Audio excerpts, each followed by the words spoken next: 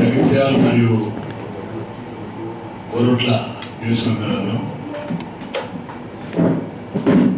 రైతాంగం పండించేటువంటి ధాన్యాన్ని ప్రభుత్వం కొనుగోలు చేయకపోవడం కాకుండా ప్రైవేట్ వ్యాపారస్తులకు అమ్ముకునే విధంగా ప్రోత్సహిస్తూ ఉన్నారు. ఈ ప్రభుత్వం వచ్చి నుంచి కాంగ్రెస్ ప్రభుత్వం వచ్చి నుంచి 5 ఏళ్ల కాలంలో ధాన్యాన్ని కొనుగోలు చేయడం పూర్తిగా వెనకవేసింది. దానికి కారణం ఏంటంటే ధాన్యాన్ని కొనుగోలు చేసే విధానాన్ని అమలు చేయకపోవడం, సివిల్ సప్లై అధికారులకు సరైనటువంటి ఆదేశాలు ఇవ్వకపోవడం, పరిపాలన దక్షత లేకపోవడం వల్ల ఈ అస్తవ్యస్తంగా కొనసాగుతుంది వ్యవస్థ. ఈరోజు ఒక్క జగిత్యాలే కాదు, కోరుట్లనే కాదు, యావత్ రాష్ట్రం అంతా రైతులు పండించినటువంటి ధాన్యాన్ని కొనుగోలు చేయలేక 50% ధాన్యం రైతులు ప్రైవేట్ వ్యాపారస్తులు అమ్ముకోవడం జరిగింది. మిగతా 50% ధాన్యాన్ని కొనుగోలు చేయడంలో చాలా ఇబ్బంది ఎదుర్కొంటూ ఉన్నారు ప్రభుత్వం ద్వారా. ప్రభుత్వం ఈరోజు ఐకేపీ ద్వారానో లేకపోతే సొసైటీ ద్వారా కొనుగోలు చేసిన ధాన్యాన్ని వాళ్ళ సమయపరచకపోవడం వల్ల రైతులు వారి పండించిన ధాన్యం రోడ్ల మీద కల్లాలలో వర్షాలకు తడుస్తూ రాళ్ళవారికి తడుస్తూ వాళ్ళ వడ్లు తడిసిన వడ్లు కూడా మరి కొనలేక రైస్ మిల్లు వారు కూడా ఇబ్బంది పెడతా ఉన్నారు. అదేవిధంగా లారీలు కూడా సక్రమంగా రావడం లేదు రైతాంగానికి. ఆ లారీ ఓనర్లు కూడా ప్రతి బ్యాగ్కి ప్రతి సంచికి 3 రూపాయలు ఇస్తేనే మేము ట్రాన్స్పోర్ట్ చేస్తామని డిమాండ్ చేస్తూ ఉన్నాం. అదేవిధంగా రైస్ మిల్లుకి వెళ్ళినటువంటి ధాన్యం తొందరగా అన్లోడ్ చేయడం లేదు. తద్వారా వెయిట్ లాస్ అవుతుంది ధాన్యాన్ని. ఒక పక్కనేమో కలిసిన ధాన్యాన్ని కొనుగోలు చేయడం జాగ్రత్త చేస్తుంది గవర్నమెంట్. మరి కొనుగోలు చేసిన తర్వాత వెయిట్ చేసిన తర్వాత ధాన్యాన్ని రైస్ మిల్ పంపిస్తూ ఉంటే రైస్ మిల్ ఓనర్స్ దాన్ని మరి అన్లోడ్ చేసుకోవడం వల్ల ఆ ధాన్యం యొక్క వెయిట్ కూడా నాశనం ఉంది. అదేవిధంగా మరి గతంలో అపోజిషన్ ఉన్నప్పుడు ఇదే కాంగ్రెస్ పార్టీ పార్లమెంట్ అభ్యర్థి జీవన్ రెడ్డి గారు చాలాసార్లు మాట్లాడిన రైతుల గురించి అన్యాయం జరుగుతుందనో లేకపోతే రైస్ మిల్లర్స్ కోతలు తీస్తున్నానో ప్రభుత్వం ఇబ్బంది పెడుతుందనో చాలాసార్లు గుర్తెత్తుకొని తెచ్చుకొని మాట్లాడిన వ్యక్తి వారి ప్రభుత్వం వచ్చినాక జరిగే అవకతవకలు ఒక్కసారి కూడా నోరు తెరవకుండా నోరు మూసుకొని కూర్చోవడం మతలేదు ఏదో నాకు అర్థం కావడం లేదు మాకు. ఎందుకంటే అది యాజమాన్యాలతో కుమ్మకైనా లేదా దాని వాళ్ళతో కుమ్మకైనా మాకు అర్థం కావడం లేదు. మరి అదేవిధంగా ప్రభుత్వంలో ఏం జరుగుతుంది ఈ సమాధానం అధికారంలో ఉన్నటువంటి జీవన్ రెడ్డి గారు తెలియాల్సిన అవసరం ఉంది. రైతాంగానికి తిరగడం లేదు. ప్రైవేట్ వ్యక్తులు అమ్ముకున్నటువంటి ధాన్యం ఎన్ని క్వింటాలనే విషయం కూడా తిరగడం లేదు. ప్రభుత్వం అంచనా వేయడానికి కూడా ఇబ్బందిగా ఉంది. కనీసము ప్రభుత్వం కొనుగోలు చేసి జాప్యంగా తీసుకుంటున్నా లాస్ జరుగుతున్నా ఆ ప్రభుత్వం కొనుగోలు చేసినటువంటి ధాన్యాన్ని కూడా ఏది మీరు ఎన్నికల హామీ ఇచ్చారో ప్రతి క్వింటాల్ 500 రూపాయలు బోనస్ దాన్ని ఇమీడియట్గా ఇచ్చాల్సిన అవసరం ఉంది. అది కూడా స్పందించాల్సిన అవసరం ఉంది జీవన్ రెడ్డి గారు. అదేవిధంగా మరి జీవన్ రెడ్డి గారికి ప్రస్తుతం ఆయన ఉన్నట్టు ఎమ్మెల్సీ పదవిలో ఉన్నాడు. ఇంకా 2020 వరకు ఎమ్మెల్సీ ఉన్నాడు, కొనసాగుతున్నాయి. ఏ ఒక్కరోజు కూడా ఏ జిల్లా నుంచి ఆయన గెలిచిండో మెదక్, నిజామాబాద్, ఆదిలాబాద్, కరీంనగర్ ఈ జిల్లాల నుంచి గ్రాడ్యుయేట్ కాన్స్టిట్యూషన్ నుంచి గ్రాడ్యుయేట్ల ద్వారా అన్ఎంప్లాయిడ్ యూత్ ద్వారా ఎంప్లాయిడ్ యూత్ ద్వారా గెలిచినటువంటి జీవన్ రెడ్డి గారు ఏ ఒక్క రోజు కూడా కౌన్సిల్లో వారి గురించి మాట్లాడే సందర్భాలు లేవు. అసలు ఆ వ్యక్తిని ఎమ్మెల్సీ అనే పదాన్ని ప్రజలు మర్చిపోయిండ్రు. ఈ ప్రాంతాలు ఎప్పుడు తిరగలేదు. ఆయన 4.5 కాలం గడిచిపోయింది. ఒక అధికారం ఉన్నాడు. ఆయన తనకు అధికారం ఉండి ఎమ్మెల్సీగా ఉండి మొన్న జరిగిన అసెంబ్లీ ఎన్నికల్లో ఎమ్మెల్యే పోటీ చేయడం జరిగింది. ఎమ్మెల్యే పోటీ చేసి ఓడిపోయిన తర్వాత మళ్ళీ పార్లమెంట్ ఎలక్షన్లో మళ్ళా ఎంపీ అభ్యర్థిగా కాంగ్రెస్ పార్టీ ద్వారా మళ్ళీ వచ్చినారు. నేను బాగా స్టడీ చేసి ఆయన గురించి ఆయన 44 సంవత్సరాల రాజకీయ జీవితంలో 6 సార్లు ఎమ్మెల్యేగా, గతంలో సమితి ప్రెసిడెంట్గా, 80 సమితి ప్రెసిడెంట్గా, 87లో అనుకుంటాను, 83లో ఎమ్మెల్యేగా, 6 సార్లు ఎమ్మెల్యే చేసిండు, 2 సార్లు మంత్రిపదవి చేసినారు, 2 సార్లు పార్లమెంట్ కంటెస్ట్ చేసినారు. అంటే ఇన్ని పదవులు పెట్టుకొని ఇవాళ మా సామాజిక వర్గానికి చెందినటువంటి సంఘంలో తన తమ్ముడి భార్య ఆది శ్రీనివాస్ మా సామాజిక వర్గానికి చెందినటువంటి ఎమ్మెల్యే, ఆయన విప్పు, ఆయన తీసుకొచ్చి మరి మా సామాజిక వర్గంలో ఒక మీటింగ్లో భావోద్వేగంగా ప్రసంగం చేసి ఇమోషనల్ బ్లాక్మెయిల్ చేసి మా ఇంట్లో కట్టి కూర్చో ఉందని, మాకేం ఆస్తులు లేవని, మాకేం పదవులు లేవని, ఒక ఎమ్మెల్సీ ఉందని ఆ మాట్లాడడం పడే కాకుండా మరి జీవన్ రెడ్డి గారు కూడా ఎక్కడ వెళ్ళినా కానీ మీరు ఓట్లు లేకపోతే నేను కొమ్మరెడ్డి రామ దగ్గరికి వెళ్ళిపోతా, నేను చనిపోయిన ఆధారానికి వెళ్ళిపోతా, మా నిజామాబాద్ వచ్చి కూడా ఇది లాస్ట్ చివరి ఎలక్షన్, నాకు మన బతికుంటలో లేదని మాట్లాడడం, కుటుంబ సభ్యులు మొత్తం కూడా ఈ జిల్లాలో కరీంనగర్ జిల్లాలో పాత కరీంనగర్ జిల్లాలో మరి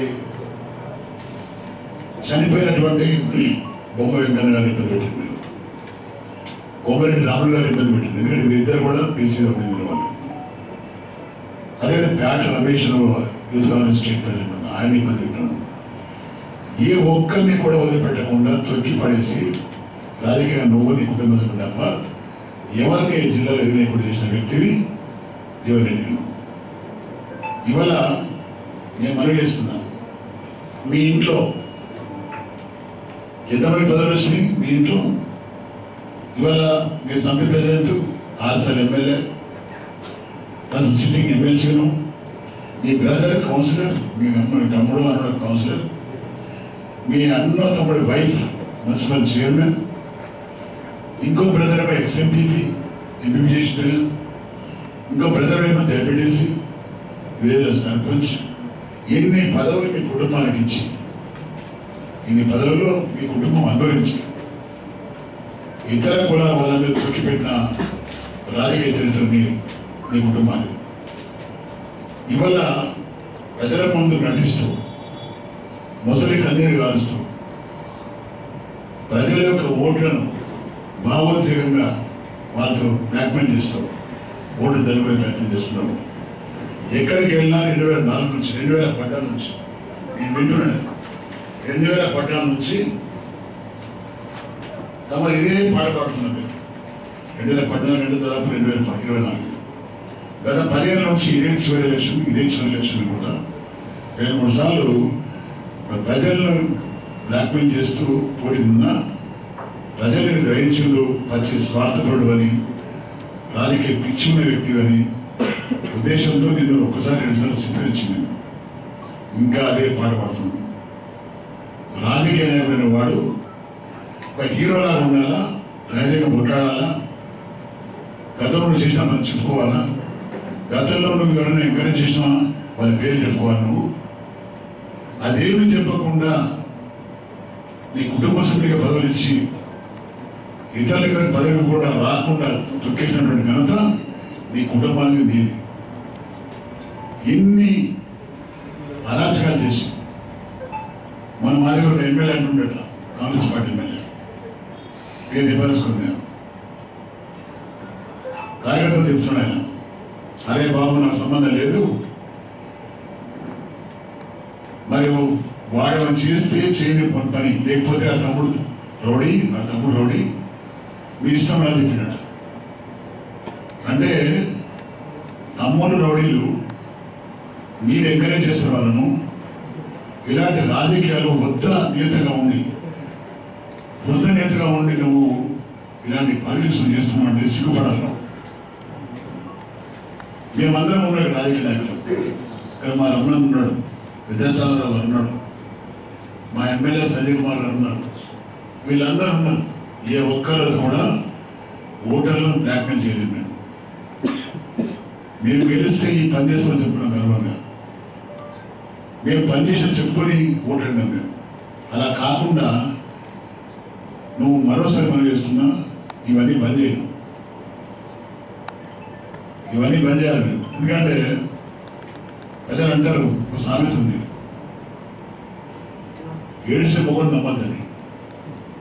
ఇంకో మాట ఆలోచన, ఇలాంటి పని దయచేసి చేయదు. మీరు అడగండి, ఓట్లాడండి. నేను ఈ పని చేసిన ప్రాంతంలో నేను అధికారం ఉన్నప్పుడు 2 సార్లు మినిస్టర్ చేసిన, నేను 6 సార్లు ఎమ్మెల్యే చేసిన, ఇది పని చేసి చెప్పండి. మీరు ఏం బాధలేదు మాకు. అలా కాకుండా అదే మీ సామాజిక వర్గానికి ఎంతేమో మనమందరూ కూడా ఉండాలని చెప్తాము. మీ సామాజిక వర్గాల మీటింగ్లలో మనమంతా ఒకటి ఉండాలా, మనమందరూ కలిసాను. ఇతర సామాజిక వర్గాలకు వచ్చే వరకు బ్లాక్మెయిల్ చేస్తాం. ఇవన్నీ నడయి ప్రజలు చాలా అవేర్నెస్ వచ్చింది. ప్రజలు అన్ని గమనిస్తారు. ప్రజలు గమనించి తప్పకుండా మీలాంటి వాళ్లకు కర్రు కాల్చి వాత పెడతారు. అది గ్యారెంటీగా ఎన్నికలు జరగబోతా ఉంది. దయచేసి ఇప్పటికైనా మీ తీరు మార్చుకోమని చెప్పేసి గౌరవనీయులు శ్రీ జీవన్ రెడ్డి గారికి వారి కుటుంబ సభ్యులకు నేను మనవి చేస్తున్నాను. Thank you very much. భారత ప్రధాని ఉన్నటువంటి నరేంద్ర మోడీ గారు వేములవాడ పుణ్యక్షేత్రం రాజరాజస్వామిని దర్శించుకొని అక్కడ కరీంనగర్ పార్లమెంట్ అభ్యర్థి ఎన్నికల ప్రచారం కావడం జరిగింది. గతంలో జగిత్యాలలో కూడా ఎన్నికల ప్రచారంలో పాల్గొన్నటువంటి ప్రధానమంత్రి మాట్లాడిన తీరు చూస్తే కేవలం ఓట్ల కొరకు వచ్చినట్టే ఉంది, కానీ ప్రజల శ్రేయస్సు కొరకో, ఈ ప్రాంత అభివృద్ధి కొరకో, ప్రజల సంక్షేమం సంబంధించి ఇచ్చినటువంటి హామీలు అమలు చేసే విధానం చెప్తారని చెప్పని భావించిన దానికి అనుగుణంగా దక్షిణ కాశీగా ఉన్నటువంటి వేములవాడ దేవస్థానం, ఉత్తర ప్రాంతంలో ఉన్నటువంటి వారణాసి కాశీ ప్రాంతం ఏ విధంగా ఉందో ఆ స్థాయిలో ప్రధానమంత్రిగా హామీస్తారని చెప్పని ప్రాంత భక్తులు కూడా ఎదురు చూసింది. ఆ యొక్క భక్తుల ఆశలన్నీ కూడా అడియాసలేని ఈ ప్రజలు కోరుకున్నటువంటి అభివృద్ధి గురించి కూడా ఈయన మాత్రం చెప్పినట్టు కావాలి. కేవలం తన గురించి, తన గొప్పతనం గురించి వాళ్ళ అభ్యర్థులకు ఓట్లేమన్నాడే కానీ ఒక భారత ప్రధానిగా వచ్చినటువంటి వ్యక్తి, గతంలో ఉన్నటువంటి ప్రధానమంత్రి ఎన్నికల్లో పాల్గొన్నప్పుడు చూసినాం. తిరిగి మళ్ళీ ప్రభుత్వాన్ని ఎంపిక చేసినట్టయితే, వాళ్ళ అభ్యర్థులను ఎన్నికేసినట్టయితే ఈ ప్రాంతం సంబంధించిన అభివృద్ధిలో మా పాత్ర ఉంటుంది, పలానా సమస్యలు ఈ ప్రాంతంలో ఉన్నవి, ఉన్న సమస్యలను పరిష్కరించిన గతంలో మరింత పరిష్కరిస్తారని మాట చెప్తారు. ఇక్కడ ఉండేటువంటి ప్రధానంగా గల్ఫ్ సంబంధించినటువంటి విదేశాల్లో జీవిస్తున్నటువంటి వాళ్ళు కేంద్ర ప్రభుత్వం మీద ఆధారపడుతున్నారు. వాళ్ళ గురించి ఒక పల్లెతో మాట మాట్లాడలే. బీడీ కార్మికులు ఉన్నారు, యువత ఉన్నది, నిరుద్యోగులు ఉన్నారు. 2014 ఎన్నికలలో ప్రతి ఏటా 2 కోట్ల ఉద్యోగాలు ఇస్తారని చెప్పని 10 సంవత్సరాలలో 20 కోట్ల ఉద్యోగాలు ఇవ్వాల్సినటువంటి బాధ్యత కేంద్ర ప్రభుత్వం మీద ఉండే. వాటి గురించి చెప్పలే. ధరలు నియంత్రిస్తా అని చెప్పిన మాట చెప్పిండే కానీ పెట్రోల్ డీజిల్ ధర పెరిగిన దానికి కారణం చెప్పలే.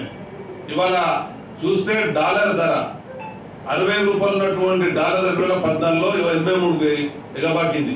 అంటే రోజు రోజుకు రూపాయి క్షీణిస్తున్నటువంటి పరిస్థితి.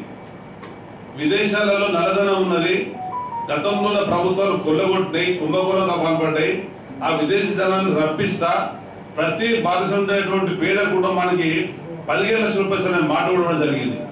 అంటే ఇన్ని చెప్పిన మాటలు ఏవి అమలు చేయకుండా కేవలం ఈ దేశంలో ఉండేటువంటి ప్రజానికాన్ని, ఓటర్లను వివిధ రూపాలలో వివిధ ఆలోచనలు రేకెత్తించి ఆ ఓట్లు దండుకొని 2 సార్లు ప్రభుత్వాలు నిర్వహించుకున్నాడే కానీ 3వసారి ప్రభుత్వం కొరకు కూడా అదే విధమైనటువంటి ముందుకెళ్తున్న తరుణంలో పెద్దలు కేసీఆర్ గారు స్పష్టంగా చెప్పడం జరిగింది. మధ్యన ప్రసార ప్రవర్తిస్తున్నటువంటి నరేంద్ర మోడీ మీద భారత ప్రజలకు నమ్మకం విశ్వాసం కోల్పోవడం జరిగింది. జరుగుతున్నటువంటి ఎన్నికలలో కేంద్రంలో రాబోయే సంకీర్ణ ప్రభుత్వమే హంగ్ ప్రభుత్వం వస్తున్నది కనుక తెలంగాణ సాధన కొరకు తెలంగాణ ప్రజల ఆత్మ గౌరవాన్ని నిలబెట్టడానికి ఆత్మవిశ్వాసం పొందడానికి బీఆర్ఎస్ పార్టీ పుట్టినటువంటి పార్టీ తెలంగాణను సాధించి 10 ఏళ్ళు పరిపాలన చేసి చూపించినాం, సంక్షేమం చేసినాం, అభివృద్ధి చేసినాం.